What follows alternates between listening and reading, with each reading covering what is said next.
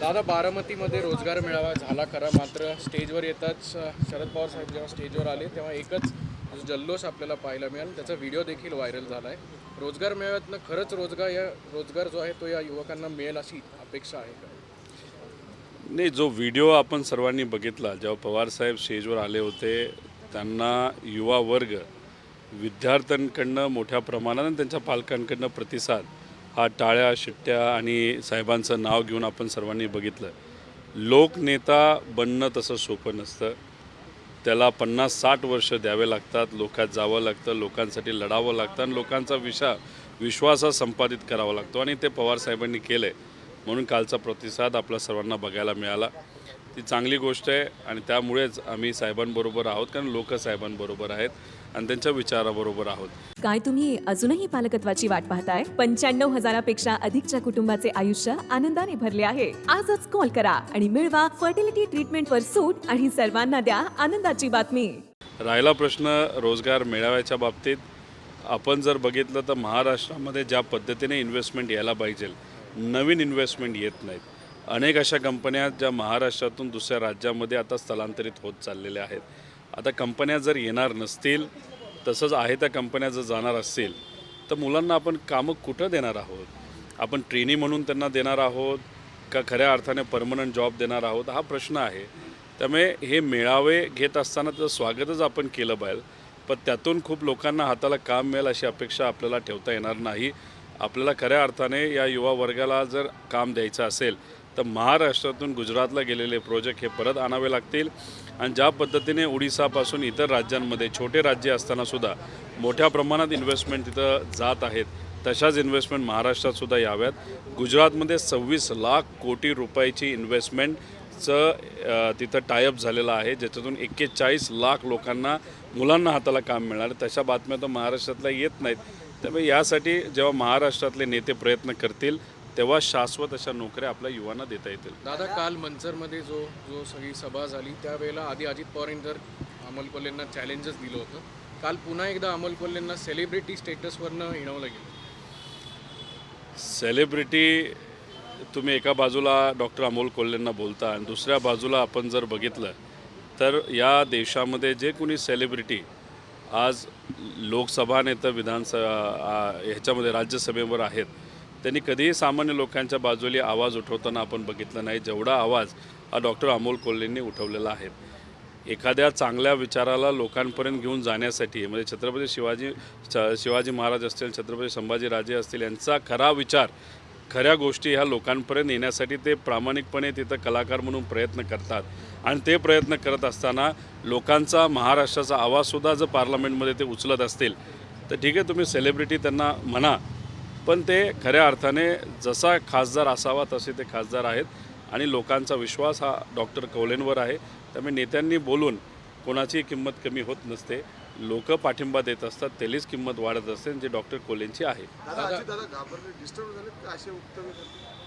मला सांगता येणार नाही दादा डिस्टर्ब आहेत का नाही आहेत, पण महाराष्ट्रातली जनता नक्कीच डिस्टर्ब आहे या सगळ्या वातावरणाला बघितल्यानंतर.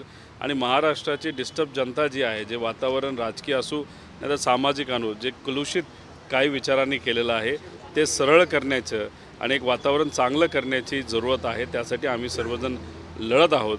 फक्त एकच आहे की अनेक असे आमदार जे आता अजितदादांच्या पार्टीबरोबर गेलेले आहेत, ते आता भाजपच्या चिन्हावर लढायचं का काय असाही विचार करत आहेत आणि त्याचं प्रतिनिधित्व काही दादांबरोबर असणारे नेते करतात अशी एक चर्चा सुरू झालेली आहे.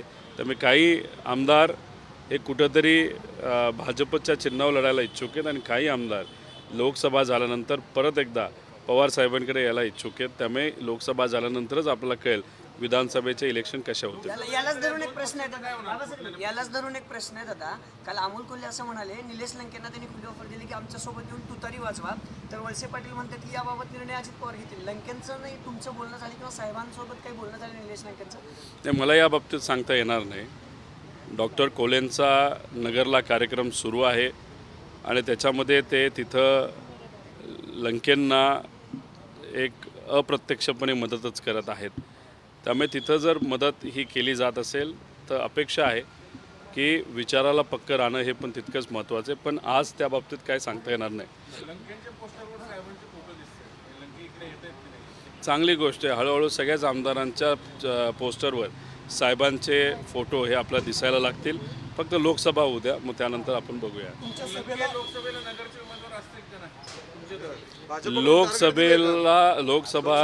लोकसभेचे उमेदवार कोणाला द्यायचं काय द्यायचं हे फक्त साहेब तिथे ठरवत आहे.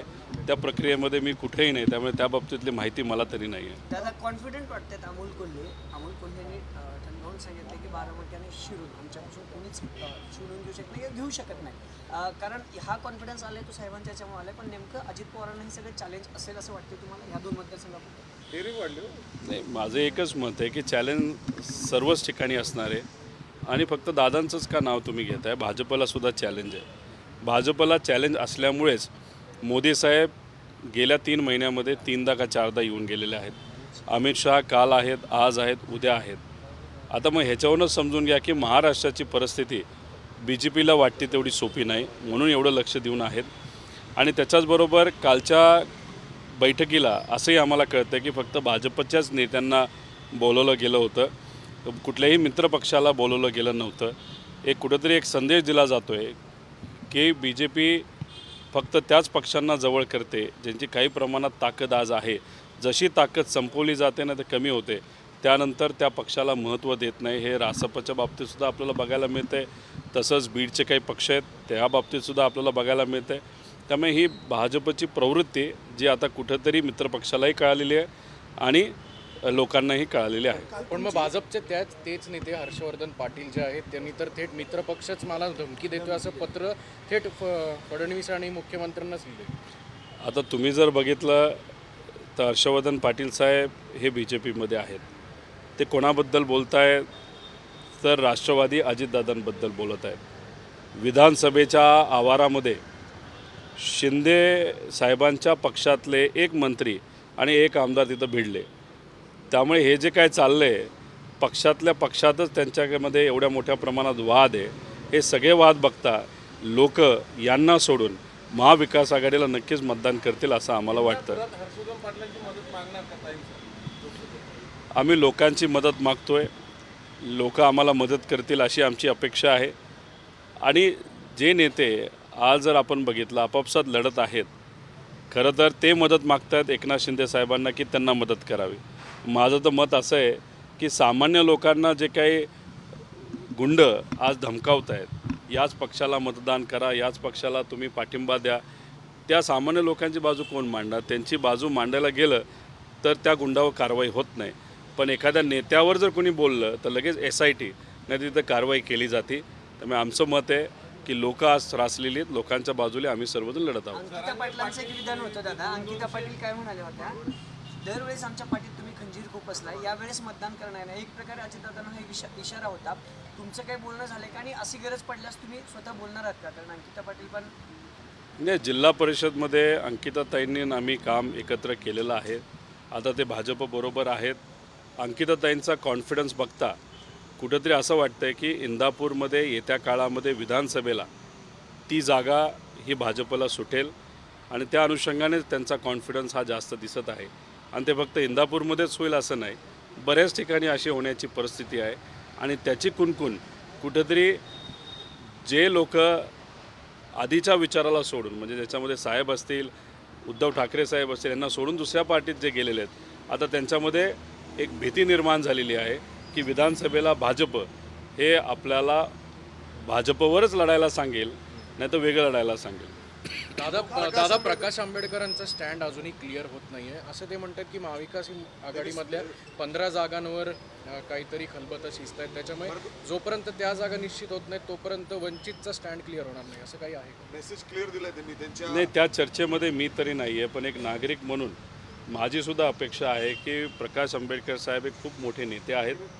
संविधानाच्या बाजूली, लोकशाहीच्या बाजूली ते नेहमी लढत आलेले आहेत. 2019ला कोरेगाव भीमा झालं, वातावरण या महाराष्ट्रातलं थोडं कलुषित झालं आणि त्याच्यामध्ये वंचितचे उमेदवार जिथं उभे होते प्रत्यक्षपणे दुर्दैवाने त्याची मदत ही भाजपलाच तिथं झाली. पण ते कोणाच्याही मनामध्ये नव्हतं, प्रकाश आंबेडकर साहेबांच्या मनामध्ये सुद्धा नव्हतं. तो अनुभव बघता आणि लोकशाही आणि संविधान टिकावं यासाठी माझा विश्वास आहे एक नागरिक म्हणून की प्रकाश आंबेडकर साहेबांसारखे मोठे नेते हे महाविकास आघाडीबरोबरच येतील. थोडेफार सीट कमी करावे लागले तरी सीटपेक्षा संविधान महत्त्वाचं आहे आणि लोकशाही महत्त्वाचं आहे हे त्यांनाही आणि आम्हा सगळ्यांना माहीत आहे. दिलीप वळसेंनी काल तुमच्यावरती टीका केली आहे, पाणी प्रश्नावरून टीका केली. त्यावेळेस त्यांनी बोलताना म्हटलं की तुमचा हट्ट पुरवण्यासाठी ओव्हरफ्लो पाणी नेण्याच्या ऐवजी बोगदा काढूनच पाणी नेण्यासाठी तुम्ही हट्ट धरला होता आणि त्याच्यावर तुम्ही पत्राचं उत्तर दिलं होतं. त्या पत्रालाही त्यांनी काल उत्तर. मला असं वाटत नाही वळसे पाटील साहेबांनी माझ्याबद्दल ते काय बोलले, पण एक जुन्नरचा कुठला तरी आमदार आहे, त्या आमदाराच्या खांद्यावर बंदूक ठेवून बरंच काय तिथं ते बोलले गेले. त्यामुळे याचं उत्तर आम्ही जेव्हा योग्य वेळ येईल तेव्हा नक्कीच तिथं आम्ही देऊ. आणि जे काय कागदपत्र पवारसाहेबांच्या सभेमध्ये मी स्वतः तिथं दिलेले आहेत ते सगळे कागदपत्र तिथं लोकांच्या हातामध्ये आहे. त्यामुळे 2018ला वेगळं काहीतरी घडलं असं नाही, त्याच्यामध्ये पूर्णपणे वळसे पाटील साहेबच लक्ष देऊन होते, त्यांनीच पुढाकार घेतला होता, त्यांच्यामुळेच BJPच्या काळामध्ये ती बैठक झाली. हे सगळं त्या मिनिट्समध्ये लिहिलेलं आहे.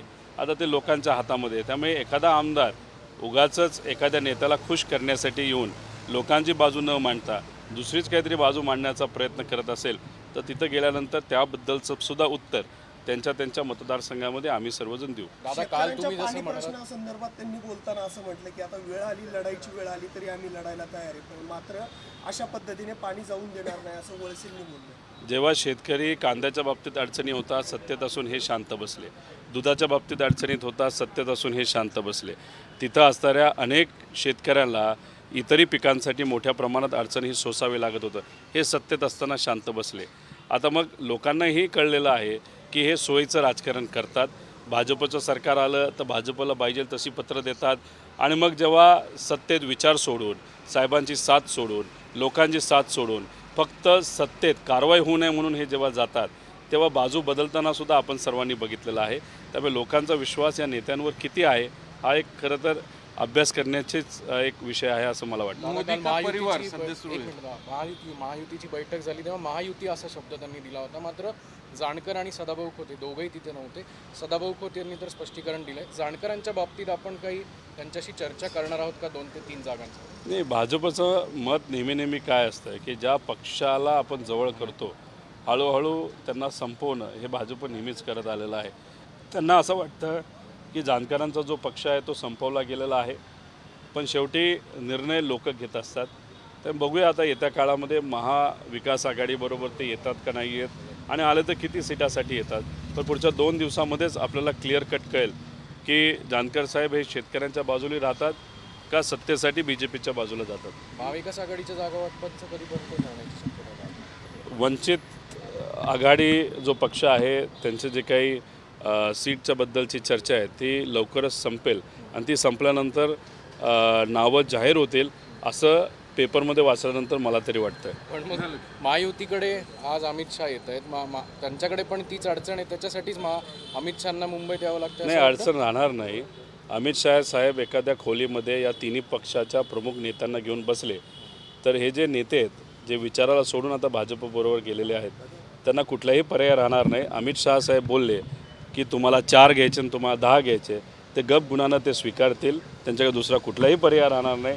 हे सामान्य लोकांनासुद्धा माहिती आहे. का उगाच आज वातावरण ते करतायत हे मला माहीत नाही, कारण का अमित शहा साहेबांचं का ऐकावं लागतं हे सुद्धा जनतेला माहिती आहे. दादा, रोहित दादांनंतर पवारांच्या साथीसाठी योगेंद्र पवार धावून आलेत. बारामतीमध्ये सातत्याने बैठका दौरा सुरू आहेत. म्हणजे काय ताकद वाढवण्याचा प्रयत्न आहे आणि दादांना दाखवून देण्याचा प्रयत्न आहे का? नाही, असं दाखवादाखवी कुणीच करत नाही. आपण जेव्हा विचाराला पक्का असतो, जेव्हा आपले आजोबा आज अडचणीत आहेत नाही तर अडचणीत आणण्याचा प्रयत्न केला जातो आहे तेव्हा त्यांचे नातू, कार्यकर्ते, पदाधिकारी, नागरिक हे साहेबांकडे बघून, विचाराकडे बघून, साहेबांचा संघर्ष बघून आणि जे भाजप आज कुटुंब आणि पार्टी फोडण्याच्या मागे लागलेलं आहे, दबावतंत्र, पैशाचा, गुंडाचा वापर करत आहे, या सगळ्या गोष्टीकडे बघितल्यानंतर युगेंद्र काय येत्या काळामध्ये अजून असे लोक असतील की कदाचित ते कुठेही राजकारणाचं घेणं देणं नाही, पण ते त्या राजकारणात उभं राहण्यासाठी नाही पण एक विचार जिंकवण्यासाठी तिथं नक्कीच आलेले आपल्या सर्वांना बघायला मिळेल. तुमचे आरोप होते की आता तुम्ही अजित पवारांचं घर फोडलं म्हणजे त्यांचा पुतण्या फोडला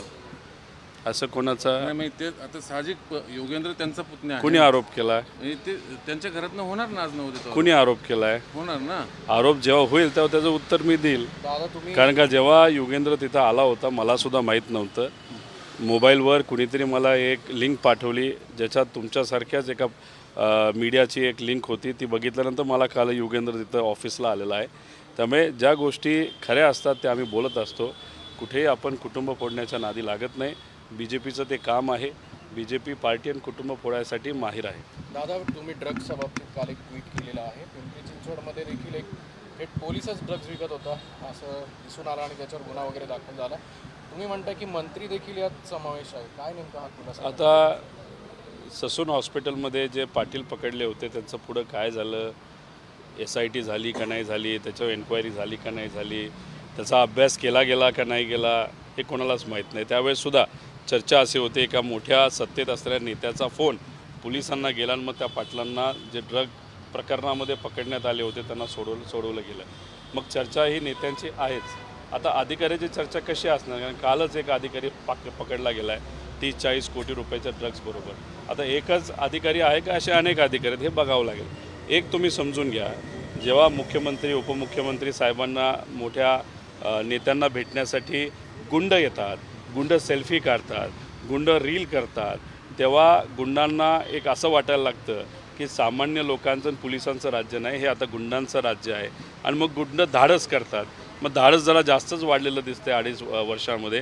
कारण ड्रग आणि त्याच्या बातम्या ह्या खूप मोठ्या प्रमाणात गेल्या 2.5 वर्षामध्ये वाढलेल्या आपल्या सर्वांना बघायला मिळतात. भाजपकडून सध्या मोदी का परिवार असं सोशल मीडिया कॅम्पेन सुरू आहे. का गरज वाटली त्यांना? लालूंच्या टीकेनंतर हे सगळं सुरू झालं. आता त्याचं मुख्य कारण असं आहे, अजितदादा असतील, एकनाथ शिंदे साहेबांचे चिरंजीव श्रीकांत भाऊ असतील, फडणवीस साहेब स्वतः, मुंडेताई असतील, तसंच सुजय विखे असतील, तसंच त्यांचे वडील राधाकृष्ण विखे पाटील साहेब असतील, ह्या सगळ्यांची नावं आपण जर घेतली आणि या सगळ्यांची गोळाबेरीज केली तर एक परिवारवाद याला BJP पाठिंबा देत आहे ही चर्चा सामान्य लोकात सुरू झालेली आहे. आणि ती चर्चा दाबण्यासाठी कदाचित मोदी साहेबांचा परिवार हे कुठंतरी आता ॲडव्हर्टाईजमेंट सुरू केली गेली असं माझं तरी मत आहे. दुसरं असं जरांगे आणि त्यांचे समर्थक जे आहेत ते गावोगावी म्हणजे बॅलेट पेपरवर मतदान आणण्यासाठी एका गावातनं 2-2 उमेदवार देणार. असं झालं तर थोडं तांत्रिक अडचण येईल. या सगळ्या गोष्टीत लोकशाही नाही, ते काय करतायत, ते कोणाला जाऊन भेटतायत हे मला तरी सांगता येणार नाही. पण कसं आहे की आत्तासुद्धा काही शिक्षक मला भेटले, काही युवा भेटतात, स्पर्धा परीक्षा, बेरोजगार. आज मला असं वाटतं की शेतकरी, बेरोजगार युवा, शहरी ग्रामीण भागातले सामान्य लोकांच्या अनेक अडचणी आहेत, त्याच्यावर आज बोलण्याची जरूरत आहे. जे सत्तेत आहेत त्यांनी याच्यावर आपल्याला काय मार्गदर्शन करता येईल, काय पॉलिसी आणता येईल हे बोललं पाहिजे. आणि विरोधक म्हणून आम्ही या रिअल इश्यूजवर जे महत्त्वाचे विषय आहेत, जे सामान्य लोकांना आज अडचणीचे वाटतात, गुंडागर्दी आज पुण्यामध्ये आणि महाराष्ट्रामध्ये मोठ्या प्रमाणात वाढली जाते, लोकसभेला गुंडांचा वापर केला जातो, या विषयावर खऱ्या अर्थाने बोलण्याची जरूरत आहे असं सामान्य लोकांचं मत झालं आणि आम्ही त्यांचाच आवाज बनून आज या महाराष्ट्रामध्ये एका विचारासाठी लढत आहोत. उत्तर मुंबईचा एक प्रश्न आहे. उत्तर मुंबईत महाविकास आघाडीला उमेदवार मिळत नाही अशी माहिती किंवा भाजपकडे टीका होते आणि त्यामुळे तुम्ही एकमेकांवर ढकलताय की ही जागा तुम्ही लढा, असं काही आहे तुमच्या कानावर आले? असं माझ्या कानावर तर नाही आलेलं आहे. उलट अनेक लोक तिथं इच्छुक आहेत म्हणून कदाचित ती चर्चा जास्त मोठ्या प्रमाणात झाली असावी. विषय एवढाच आहे, काल BJPची मोठ्या प्रमाणातली यादी ही अख्ख्या देशाची जाहीर झाली. महाराष्ट्रातल्या कुठल्याही व्यक्तीचं त्यात नाव नाही. याच्यावरनं तुम्ही समजून घ्या की BJPमध्येच कदाचित वाद आहे आणि बरेच लोक BJPचं तिकीट घ्यायलासुद्धा नाकारतायत. हे तुम्ही बिहारमध्ये पण कुठंतरी झालं आहे. मोठे मोठे नेते गौतम गंभीर असेल यांच्यावरनं सगळ्यांवरनं आपल्याला बघायला मिळालं की आता BJPचे तिकीटच बरेच लोक नाकारायला लागलेत. आज नाकारतील आणि येत्या काळामध्ये BJPच्या विरोधातसुद्धा ते प्रचार करायला कमी पडणार नाही असंही कुठंतरी चर्चा आता सुरू झाली. महाराष्ट्रात उमेदवार मिळत नाही भाजपला म्हणून त्यांनी यादीच अजून काढली नाही असं नाही, वाद खूप मोठ्या प्रमाणात आहे. कदाचित असंही असेल की जे पक्ष आज फुटलेले आहेत, BJPला फोडलेले आहेत, त्या पक्षातल्या अनेक नेत्यांना त्या पक्षावर इलेक्शन लढण्यापेक्षा भाजपच्या चिन्हावर लढायला जास्त लोक इच्छुक असतील आणि तो वाद इतका पेटल्यामुळेच कदाचित ती यादी जाहीर झाली नसावी. शिरूर लोकसभेमधून पूर्व वळसेंचं नाव पुढे येते, तसे स्पष्ट संकेतही राष्ट्रवादीच्या नेत्यांकडनं काल देताना पाहिलं गेलं. 3 दिवसात नाव जाहीर होईल, पण मला वाटत नाही लोकसभेला एवढं धाडस हे वळसे पाटील साहेब करतील. कदाचित केलं तर विधानसभेलाच ते करतील, पण लोकसभेला तेवढं धाडस कुणीही कुटुंबातल्या एखाद्या व्यक्तीला तिथून उभं करण्याचं करणार नाही.